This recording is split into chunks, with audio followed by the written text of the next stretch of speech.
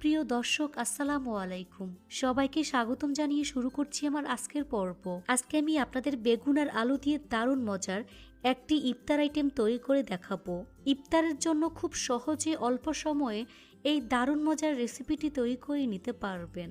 এটা বাসার ছোট থেকে বড় সবাই অনেক বেশি পছন্দ করবে আর মজা করে খেয়ে নেবে। আশা করছি আমার আজকের এই রেসিপিটি আপনাদের সবার কাছে অনেক বেশি ভালো লাগবে। তো চলুন রেসিপিটি দেখে নিচ্ছি। প্রথমে একটি মিক্সিং বলে 1 কাপ পরিমাণ বেসন খুব ভালো করে চালনি দিয়ে আমি চেলে নিয়েছি। এর মধ্যে দিয়ে দিচ্ছি 1/4 চা চামচ পরিমাণ হলুদের গুঁড়া, 1 চা চামচ পরিমাণ কাশ্মীরি লাল মরিচের গুঁড়া, 1/4 চা চামচ পরিমাণ ভাজা জিরার গুঁড়া, স্বাদ মতো লবণ দিয়ে দিচ্ছি। শুকনো উপকরণগুলো ভালো করে মিশিয়ে নেব।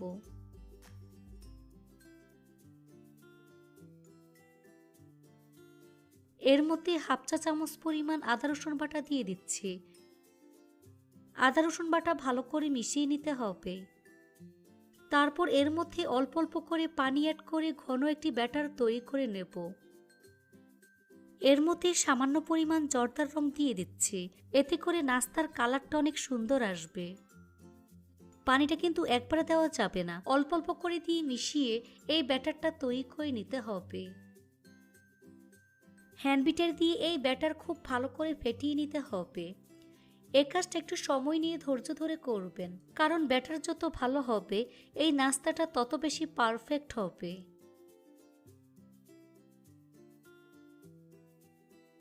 এই তো আমার ব্যাটার তৈরি হয়ে গিয়েছে।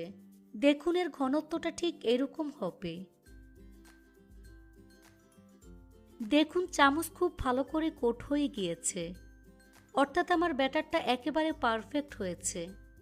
অন্য একটি মিক্সিং বলে 2টি মিডিয়াম সাইজের সিদ্ধ আলু নিয়েছি। আলু 85% সিদ্ধ করে নিয়েছি। এর থেকে বেশি সিদ্ধ করা যাবে না, তাহলে এই নাস্তাটা ভালো হবে না। এবার একটি পটেটো ম্যাশার দিয়ে আলু খুব ভালো করে ম্যাশ করে নেব। খুব ভালো করে ম্যাশ করে নিতে হবে, যাতে করে এর মধ্যে কোনো প্রকার লাম্পস না থাকে। এই তো আমার আলু ম্যাশ করা হয়ে গিয়েছে। এখন এর মধ্যে 1/4 কাপ পরিমাণ পেঁয়াজ বেরেস্তা দিয়ে দিচ্ছি। অল্প পরিমাণ ধনিয়া পাতা কুচি দিয়ে দিচ্ছি। চিলি ফ্লেক্স দিয়ে দিচ্ছি 1 চা চামচ পরিমাণ। 1 চা চামচ পরিমাণ ম্যাজিক মশলা দিয়ে দিচ্ছি, এতে করে এই নাস্তার টেস্ট অনেক ভালো আসবে। স্বাদ মতো লবণ দিয়ে দিচ্ছি। এবার সবগুলো উপকরণ একসাথে খুব ভালো করে মিশিয়ে নেব। এই পর্যায়ে হাত দিয়ে আরো ভালো করে মিশিয়ে নেব। এই তো আমার আলুর মিশ্রণ তৈরি হয়ে গিয়েছে। এখান থেকে অল্প পরিমাণ মিশ্রণ নিয়ে প্রথমে হাত দিয়ে এভাবে চেপে ফিঙ্গারের মতো শেপ দিয়ে দিচ্ছি।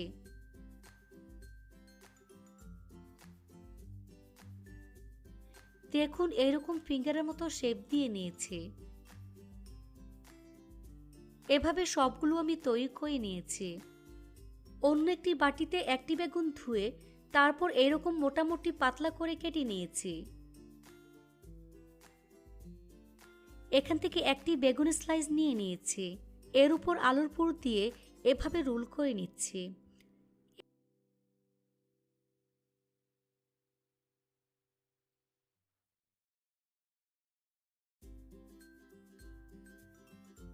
টুথপিক দিয়ে এভাবে আমি আটকে নিচ্ছি, এতে করে ভাজার সময় খোলার ভয় থাকবে না।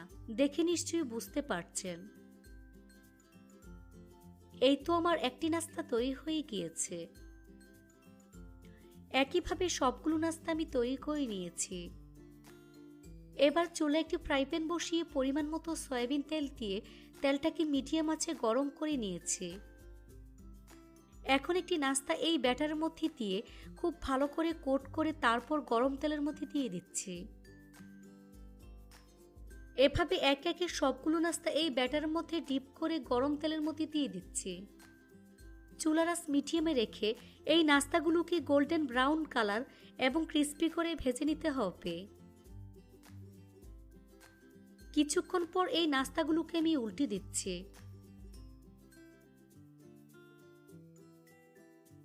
এভাবে কিছুক্ষণ পর পর উল্টে পাল্টে এই নাস্তাগুলোকে গোল্ডেন ব্রাউন কালার এবং ক্রিস্পি করে ভেজে নিতে হবে।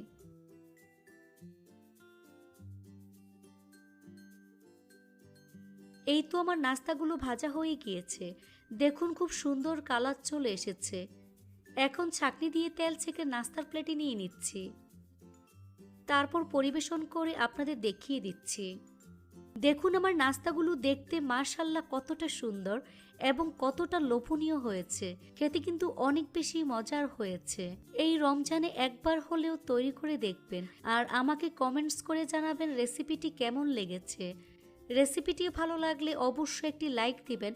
চ্যানেলটি সাবস্ক্রাইব করার অনুরোধ রইল।